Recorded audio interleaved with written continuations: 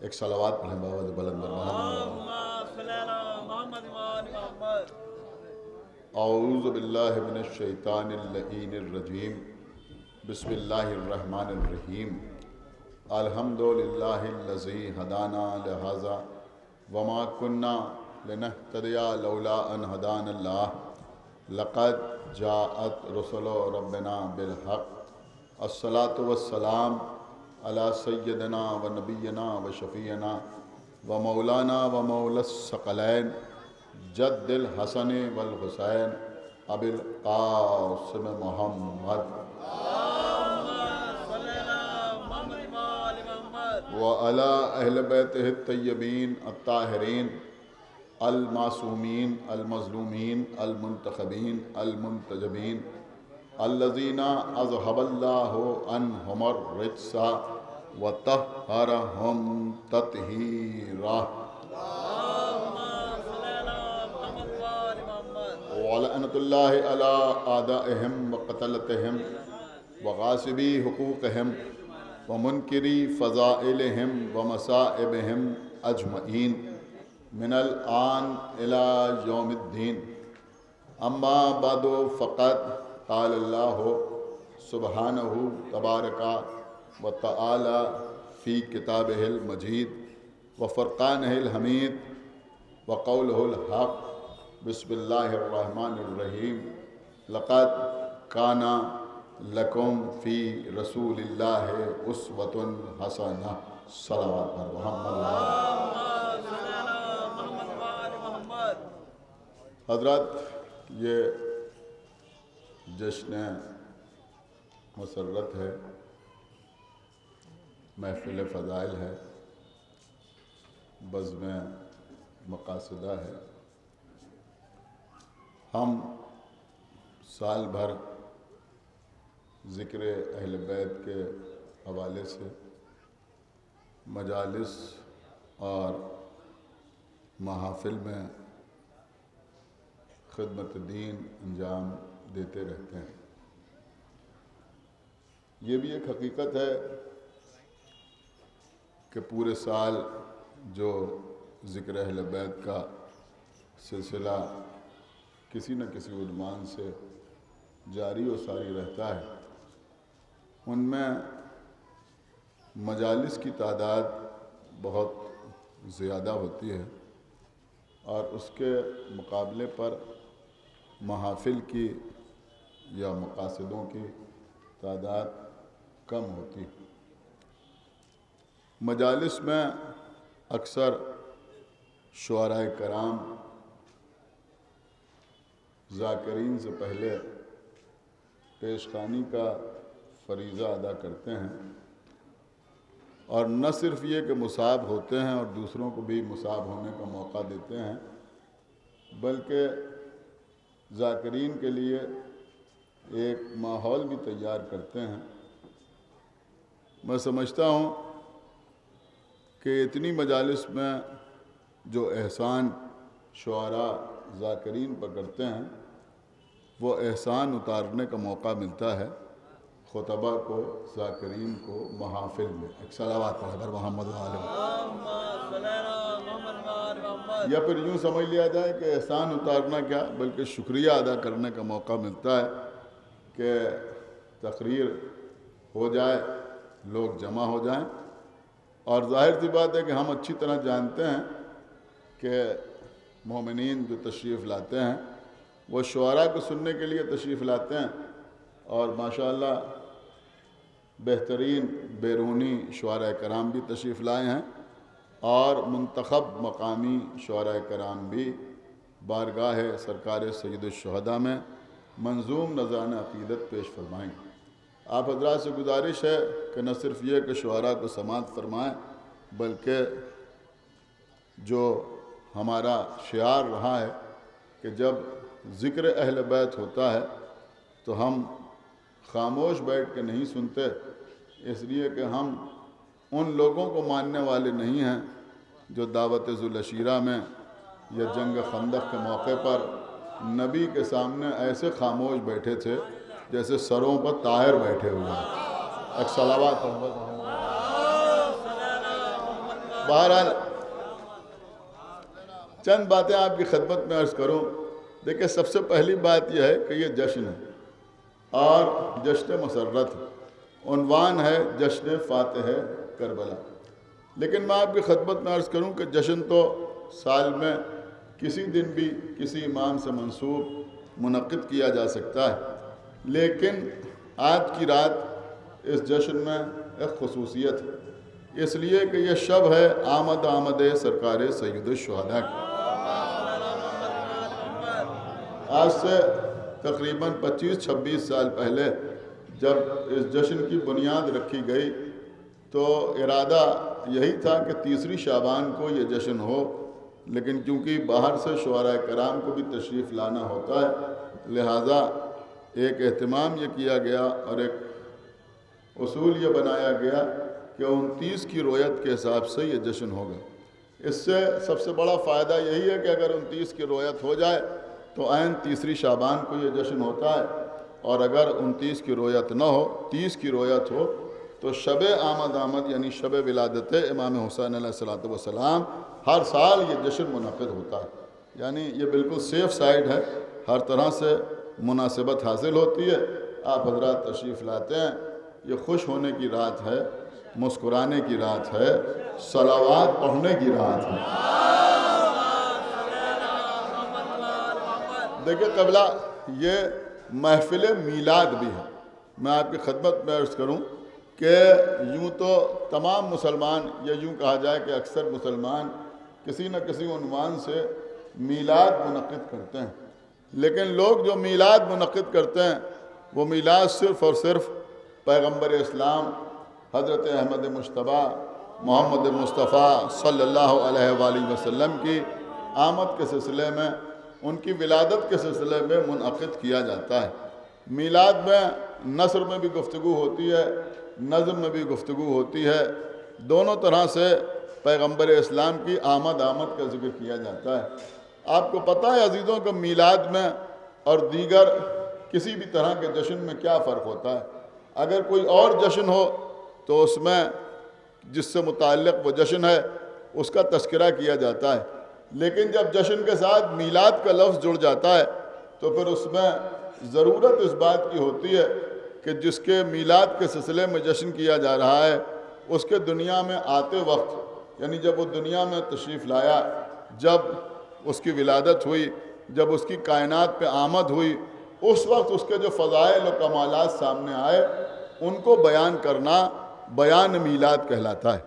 پیغمبر اسلام جب دنیا میں تشریف لائے تو اس وقت کیا ہوا کہ جب پیغمبر دنیا میں تشریف لائے تو آپ سنتے رہتے ہیں کہ پیغمبر اسلام جب دنیا میں تشریف لائے تو جناب آمنہ جو پیغمبر کی والدہ تھیں ان کی خدمت کے لیے جناب حوا آئیں، جناب سارہ آئیں، جناب مریم آئیں، سنتے ہیں نا آپ، جناب حاجرہ آئیں، جناب موسیٰ کی بہن کلثوم آئیں. یہ پاک و پاکیزہ بیویاں آئیں جناب آمنہ کی خدمت کے لیے. جو چراغ جل رہا تھا وہ پیغمبر جب دنیا میں تشریف لائے تو گل ہو گیا، پیغمبر کے نور سے وہ حجرہ منور ہو گیا. یہ ساری باتیں آپ سنتے رہتے ہیں اور مسلمان جھوم جھوم کے یہ باتیں بیان کرتے ہیں، لیکن کبھی اس بات پر لوگوں نے غور بھی کیا کہ پیغمبر کا سب سے پہلا میلاد پڑھا کس نے؟ بہت توجہ آپ حضرات کی چاہتا ہوں. پیغمبر کا سب سے پہلا میلاد پڑھا کس نے اور سب سے پہلے پیغمبر کا میلاد سنا کس نے؟ بڑی قیمتی بات میں آپ کی خدمت میں عرض کر رہا ہوں. بھیا پیغمبر کا سب سے پہلا میلاد پڑھا کس نے؟ کہ جناب آمنہ کے پاس سارے سیرت نگاروں نے لکھا کہ جس وقت پیغمبر کا ظہور ہوا، جس وقت پیغمبر کا نزول ہوا، جس وقت پیغمبر کی آمد ہوئی، جس وقت یہ شمس رسالت طلوع ہوا، جس وقت پیغمبر دنیا میں تشریف لائے تو اس وقت جناب آمنہ کے پاس سوائے جناب فاطمہ بنت اسد کے کوئی اور بیوی موجود نہیں تھی. جناب فاطمہ بنت اسد نے وہ سب کچھ دیکھا اور وہ سارے فضائل جناب فاطمہ بنت اسد نے جناب ابو طالب کے پاس آ کے بیان کیے. تو اس کا مطلب یہ ہوا کہ سب سے پہلا میلاد جناب فاطمہ بنت اسد نے پڑھا اور جناب ابو طالب نے سنا. سب سے پہلا میلاد کس نے پڑھا؟ جناب فاطمہ بنت اسد نے پڑھا. تو جناب فاطمہ بنت اسد نے یہ میلاد پڑھا اور جناب ابو طالب نے سنا. اب ایک بات اور سنیے جو میں آپ کی خدمت میں عرض کر رہا ہوں. دیکھیے عزیزوں، ایک زمانہ تھا جب ہم مجلس پڑھتے تھے تو اکثر لوگ جو ہوتے تھے، یعنی ایک بڑا طبقہ سامعین کا عمر میں ہم سے زیادہ ہوتا تھا، عمر میں ہم سے بڑے ہوتے تھے. اب دھیرے دھیرے یہ ریشیو جو ہے وہ بدلتا جاتا ہے. آپ میری بات سمجھ رہے ہیں؟ تو بہرحال لیکن ابھی بھی الحمدللہ مولا سلامت رکھے، ابھی بھی مجلس پڑھتے ہیں تو کچھ بزرگ ہوتے ہیں، اکثر لوگ برابر والے بھی ہوتے ہیں، کچھ خرد بھی ہوتے ہیں اور کچھ بزرگ بھی ہوتے ہیں. لیکن جب مجلس پڑھ کے اترتے ہیں، ہمارے مولانا صدف صاحب بیٹھے ہوئے، ہمارے بھائی عباد ارشاد صاحب، دیگر حضرات تشریف فرمائیں، یہ میری بات کی گواہی دیں گے. تو جب بزرگ داد دیتے ہیں تو بزرگ اکثر داد دینے کے ساتھ ساتھ دعا بھی دیتے ہیں. اللہ کرے زور بیاں اور زیادہ اللہ ترقی دے، ہماری عمر بھی آپ کو لگ جائے. بہت توجہ آپ حضرات کی چاہتا ہوں، اس طرح کی دعائیں بزرگ دیتے ہیں. آپ میری طرف متوجہ رہیں، بڑی قیمتی بات میں آپ کی خدمت میں عرض کر رہا ہوں کہ جب ایک صلوات اور پڑھے بر محمد وآلہ.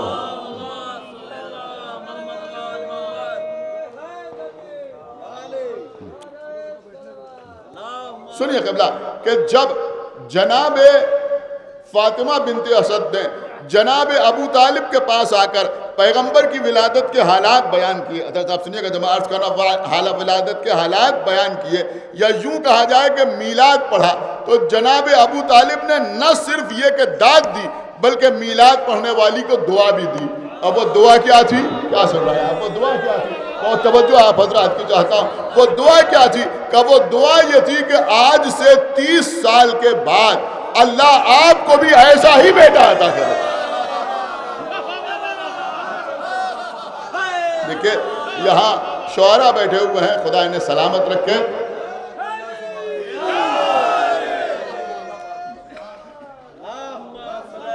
دیکھیں ماشاءاللہ آپ باقاعدہ آمادہ ہو رہے ہیں شعراء کو سننے کے لیے. ہم چاہیں تو تقریر یہیں پر تمام کر سکتے ہیں اور نذیر بھائی کے حوالے مائک کر سکتے ہیں، لیکن بہرحال تھوڑی دیر اور سماعت فرما لیجئے. تو میرا عرض کرنے کا مقصد یہ ہے کہ 17ویں ربیع الاول کو، دیکھیں قیامت کا جملہ آپ کی خدمت میں عرض کر رہا ہوں کہ 17ویں ربیع الاول کو جناب فاطمہ بنت اسد نے پہلی مرتبہ میلاد رسول جناب ابو طالب کے سامنے بیان کیا. اگر آپ بولنا چاہیں تو میں آپ کی خدمت میں عرض کروں کہ بھئی سب سے پہلے 17 ربیع الاول کو جناب فاطمہ بنت اسد نے میلاد پڑھا جناب ابو طالب کے سامنے. یہ ہماری قوم، ہماری ملت کا شعار ہے، یہ ہم ہی جانتے ہیں، ہمارے علاوہ کوئی اور نہیں جانتا کہ جب پہلی بار میلاد پڑھا گیا 17ویں ربیع الاول کو تو اسی دن ابو طالب کی زبان سے 13 رجب کے میلاد کا اعلان ہو گیا. ایک صلوات پڑھے بر محمد وآل محمد پر. ایک صلوات اور پڑھے بر محمد وآل محمد.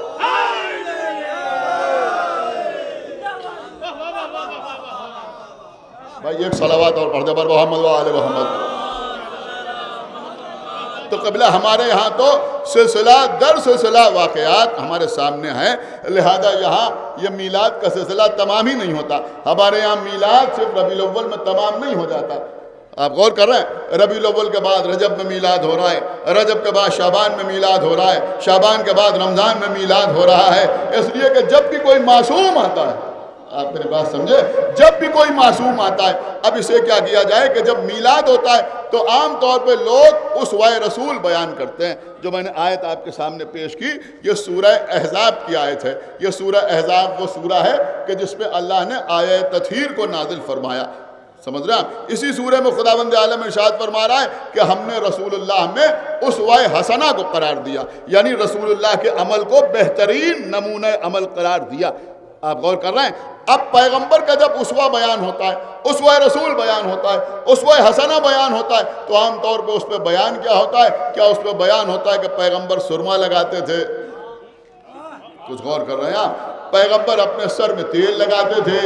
خدا کے لیے توجہ کے ساتھ آپ سماعت فرمائیں. میں کبھی کبھی سوچتا تھا کہ یہ اتنا زیادہ زور آنکھوں پر کیوں ہے، اتنا زور زلفوں پر کیوں ہے؟ اتنا زیادہ زور کنگھی پر کیوں ہے؟ اتنا زور سرمے کے اوپر کیوں ہے؟ بھئی سرمے کے اوپر بہت زیادہ زور دیا جاتا ہے۔ ایک کتاب میں پڑھ رہا تھا، میں نے اس میں دیکھا کہ سارے مسلمانوں کی اماں نے، بہت توجہ آپ حضرات کی چاہتا ہوں، سارے مسلمانوں کی اماں نے ایک دن ابو ہریرہ سے کہا کہ جتنی حدیثیں تم بیان کرتے ہو اتنی حدیثیں تو مجھے بھی یاد نہیں ہیں۔ تو ابو ہریرہ نے اپنی اماں سے کہا کہ یہ اس وقت کی حدیثیں ہیں جب آپ آئینے اور سرمادانی میں مصروف رہتے تھے۔ ایک صلوات پڑھے بر محمد و آل محمد۔ آئینے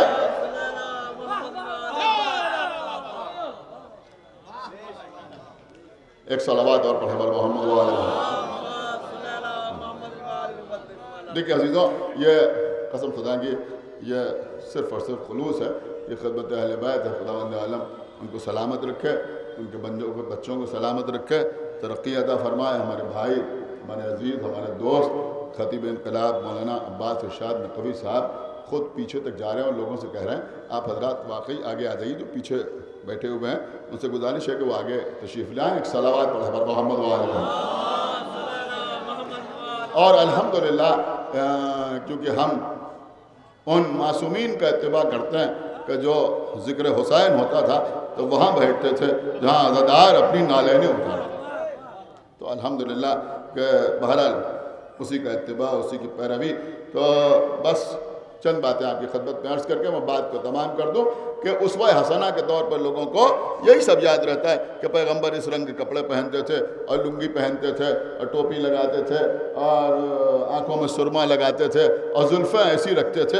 آپ ذرا غور کریں کہ یہ ساری باتیں تو یاد رہتی ہیں، لیکن پیغمبر کے اسوہ حسنہ میں یہ یاد نہیں رہتا کہ جب امام حسن علیہ السلام دنیا میں تشریف لائے تو آپ نے کیا کیا۔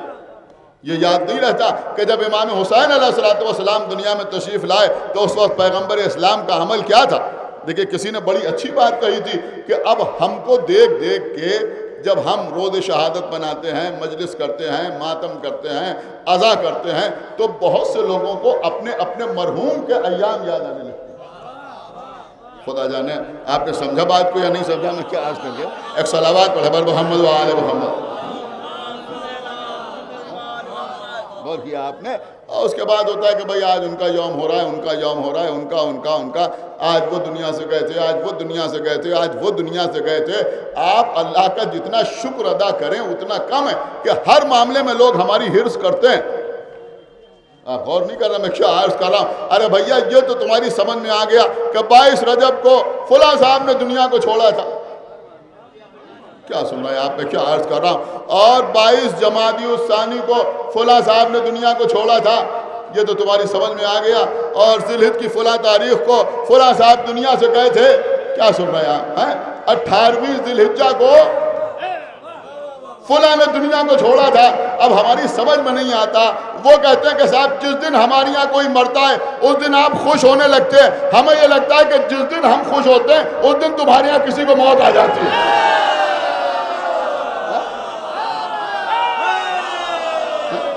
ایک صلوات پڑھے بر محمد و آل محمد۔ جس دن ہم ایک صلوات اور پڑھے بر محمد و آل محمد، اسی دن کسی نہ کسی کو موت آ جاتی، اور دن لوگ کسی نہ کسی کا یوم منانے کے لیے تیار ہو جاتے ہیں۔ آئیے تشریف لائیے آگے، ایک صلوات پڑھے بر محمد و آل محمد۔ ہاں بھیا ان کو جگہ دیں، ایک صلوات اور پڑھے بر محمد و آل محمد۔ تو میں عرض کر رہا تھا کہ بھئی یہ ایام وفات تو لوگ مناتے ہیں، لیکن جو ایام وفات مناتے ہیں ان سے کہیے بھیا جن کا یوم وفات منا رہے ہو کم سے کم ان کا یوم ولادت بھی تو مناؤ۔ ہم بالکل کھلے لفظوں میں آپ کی خدمت میں عرض کر رہے ہیں کہ بھئی ہمیں بتاؤ خلیفہ اول کس دن پیدا ہو۔ آپ سن رہے ہیں میری بات یا نہیں سن رہے ہیں؟ ہمیں بتاؤ خلیفہ دوم کس دن پیدا ہو، جن کے بارے میں کہہ رہا ہوں کہ 18ویں ذی الحجہ کو وہ دنیا سے گزر گئے، یہ بتاؤ کہ وہ پیدا کس دن ہو۔ آپ غور نہیں کر رہے، وہ دنیا میں آئے کس دن۔ ارے بھائی ٹھیک ہے کوئی فرضی تاریخ معین کر لو۔ آپ غور کر رہے ہیں نہیں غور کر رہے ہیں؟ اب اگر ہر معاملے میں ہماری نقل کرنا ہے تو پوسٹر بھی چھپاؤ، بینر بھی چھپاؤ، فلیکس بھی لگواؤ، آئیڈیا ہم تمہیں دے رہے ہیں۔ ہم مولا علی کی ولادت کا جشن مناتے ہیں تو ہمارے فلیکس پر، ہمارے پوسٹر پر خانہ کعبہ کی تصویر ہوتی ہے، تم بھی بناؤ کسی بت خانے کی تصویر۔ اب بتاؤ کہ کون کب پیدا ہوا؟ ایک صلوات پڑھیں بر محمد و آل محمد۔ تو بہرحال میں عرض یہ کر رہا تھا کہ آج کی رات آمد ہے امام حسین علیہ السلام۔ اور دیکھیے عزیزوں، میں کچھ عرض کر رہا ہوں، 17 ربیع الاول کو یا ربیع الاول کے مہینے میں جو جشن میلاد ہم منعقد کرتے ہیں، وہ جشن میلاد جناب ابو طالب نے منایا، اور آج جو جشن میلاد ہو رہا ہے یہ سب سے پہلے رسول اللہ نے منایا۔ آپ نے شاید جملے کو بغور نہیں کیا، اس لیے کہ امام حسین علیہ السلام کی آمد ہے، رسول کے گھر میں جشن ہو رہا ہے۔ کس کے گھر میں جشن ہو رہا ہے؟ کہ پیغمبر اسلام کے گھر میں جشن ہو رہا ہے۔ فرشتوں کی آمد ہو رہی ہے، فرشتے آ رہے ہیں، کہے کے لیے آ رہے ہیں؟ مبارکباد دینے کے لیے آ رہے ہیں۔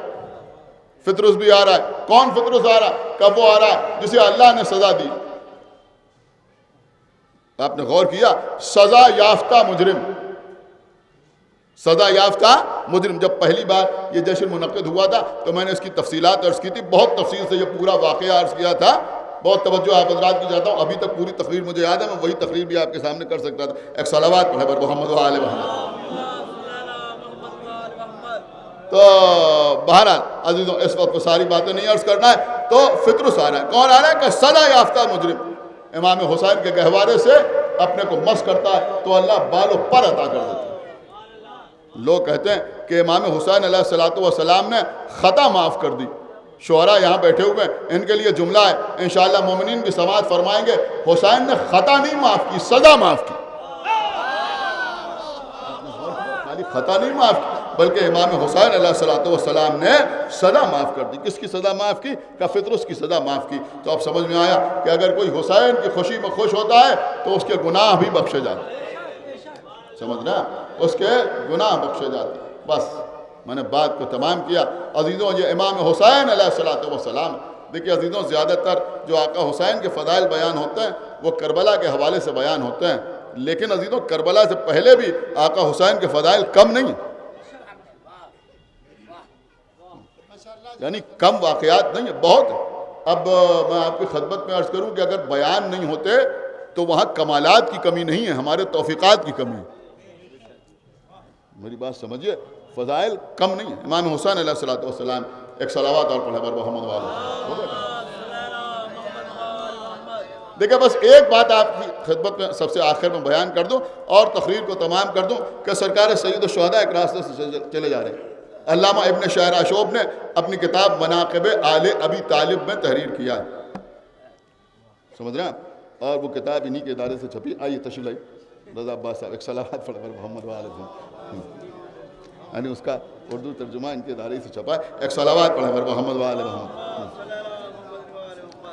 تو اس کتاب میں علامہ ابن شہر آشوب نے، دیکھیں آپ میری طرف متوجہ رہیں، تحریر فرمایا کہ آقا حسین چلے جا رہے، راستے میں دیکھا کہ ایک خاتون بیٹھی ہوئی اور اس کی گود میں ایک بچہ ہے۔ دیکھیں آپ میری طرف دیکھیں، بس ہو سکتا ہے آخری بات ہو۔ دیکھا کہ ایک خاتون بیٹھی ہوئی ہے اور اس کی گود میں ایک بچہ ہے، اور دو اشخاص کے درمیان آپس میں اس بات پہ اختلاف ہے اور بحث ہو رہی ہے کہ یہ خاتون اور یہ بچہ ہمارا ہے۔ ایک کہہ رہا ہے کہ یہ دونوں ہمارے ہیں اور دوسرا کہہ رہا ہے کہ دونوں ہمارے ہیں۔ اب وہ خاتون بھی خاموش ہے، اب وہ بچہ بھی خاموش ہے۔ امام حسین علیہ السلام نے یہ منظر دیکھا اور لوگوں کی سمجھ میں نہیں آ رہا تھا کہ کیا فیصلہ کریں، اس لیے کہ دونوں دعوے دار تھے۔ امام حسین اس خاتون کے پاس پہنچے اور جانے کے بعد کہا کہ تو صحیح بتا، سچ بتا کہ ان دونوں میں تیرا شوہر کون ہے؟ لیکن آپ میری طرف متوجہ نے کہا ان دونوں میں تیرا شوہر کون؟ نہیں، ابھی بات یہاں پہ تمام نہیں ہو سکتا یہ واقعہ آپ پہلی بار سن رہے ہو۔ تو اس نے ان دونوں میں سے ایک کی طرف اشارہ کیا کہ یہ میرا شوہر ہے۔ کہا ٹھیک ہے۔ اس کے بعد وہ چھوٹا سا بچہ اپنی آغوش پہ لیے ہوئے تھی، مشکل سے مہینے 2 مہینے کا بچہ اس کی آغوش میں تھا۔ اب آپ سمجھ سکتے ہیں مہینے 2 مہینے کا بچہ کیا بول سکتا ہے اور کیا نہیں بول سکتا۔ امام حسین اس بچے کے قریب پہنچے اور اس کے بعد اس بچے سے کہا کہ اب تو بتا کہ ان دونوں میں تیرا باپ کون ہے؟ خدا کے لیے بھائی بیدار ہوئیے، عجیب و غریب واقعہ ہے کہ اب تو بتا کہ ان دونوں میں، خدا کے لیے بیدار ہوئیے. آپ نے دیکھا کہ 2 مہینے کا بچہ ہے امام حسین، اس سے پوچھ رہا ہے تو بتا کہ ان دونوں میں تیرا باپ کون ہے؟ تو اس بچے نے کہا کہ ان دونوں میں کوئی بھی میرا باپ نہیں ہے. غور کیا آپ نے؟ بلکہ اس نے بتایا کہ فلاں چرواہا جو ہے وہ میرا باپ ہے. ایک بات سمجھ میں آئی کہ امام حسین کے سامنے اگر چھوٹا سا بچہ بھی ہو، کیا سن رہے ہیں آپ، تو وہ اپنا حسب و نسب بیان کر دیتا ہے، وہ اپنا حسب و نسب بیان کر دیتا ہے. اب لوگ کہتے ہیں ہماری سمجھ میں نہیں آتا. آپ کے گھروں میں چھوٹے چھوٹے بچے ماں کی آغوش میں جو اللہ اکبر کہنا نہیں جانتے، بسم اللہ کہنا نہیں جانتے، لیکن سینے پر ہاتھ باندھ کے یا حسین یا حسین یا حسین کہہ رہے ہیں. یہ چھوٹے چھوٹے بچے ماؤں کی آغوش میں یا حسین نہیں کہہ رہے ہیں، اپنے نسب کی طہارت کا اعلان کر رہے ہیں. بس شعراء بھی آ گئے. ناظم محفل ہمارے بڑے بھائی جناب نذیر باقری صاحب بھی تشریف فرمائے. میں اپنی بات کو تمام کر رہا ہوں. آئیے ہم اور آپ مل کے دعا کریں کہ پروردگار اس شب مسرت میں تمام جو شرکا ہیں، جو بانیان ہیں، جو منتظمین ہیں، ان کے دلی حاجات کی تکمیل فرما. پروردگار جو واسطہ محمد وآل محمد کا، تو جو واسطہ سرکار سید الشہداء کا، کہ ہمیں اعمال صالحہ کی توفیق عنایت فرما. ہمارے عقائد کو صحیح و سالم رکھ. پروردگار جو واسطہ محمد وآل محمد کا جلد از جلد ہمارے امام زمانہ کا ظہور فرما، اور ان کے اصحاب اور انصار میں ہمارا شمار فرما. شعراء کے استقبال کے لیے ایک باواز بلند صلوات پڑھے بر محمد وآل